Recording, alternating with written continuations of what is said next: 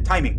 This is very important because the commander of the Israeli military, Eyal Zamir, has said to the Knesset openly that he doesn't have enough soldiers, and that when some right-wing ministers, I mean the most fascist religious ministers, were saying Gaza needs to be permanently occupied, he said, well, you should disinvest yourself of these fantasies because there are not enough soldiers. And if you don't end the war in Gaza, Israel will cease to exist. These are the words of the Israeli supreme commander of the military, who was selected by this government for his loyalty, not for his military skills.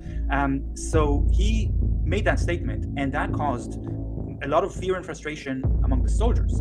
And many of the soldiers are saying, we don't want to fight in a losing war, and we don't like it that we have to be in Gaza in difficult conditions for such a long time. I know this sounds disgusting, that the soldiers are complaining that it's very tiring to kill people every day. But they are complaining, and this is what the Israeli media is reporting, that it is very tiring work for the soldiers to commit genocide. So the soldiers say, we demand that the ultra-Orthodox will be recruited. And this has become a consensus among the opposition parties, which are still Zionist, and also some of the members of the coalition. And but the coalition cannot exist without the ultra-Orthodox parties within. And the ultra-Orthodox parties announced that they will call for a vote of no confidence against their own government on June 13th if a law isn't legislated that will officially exempt them from military service forever. And I have to say with a great deal of shame that I didn't realize that this is exactly when Israel is going to launch an attack, right? This was predictable. And I didn't see it, but it was there for us to see that as soon as the government was going to fall, Netanyahu will do whatever it takes.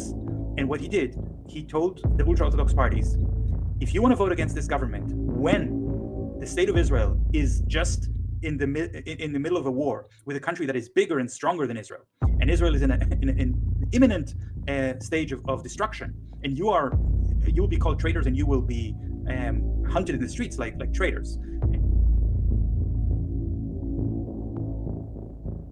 And you should see that in the Israeli media, the way that the ultra-Orthodox are referred to, increasingly with terminologies like parasites or traitors, which are very anti-Semitic and very much scary to the ultra-Orthodox community, which thinks, well, if Israel is ready to just commit genocide against Palestinians, we could be next.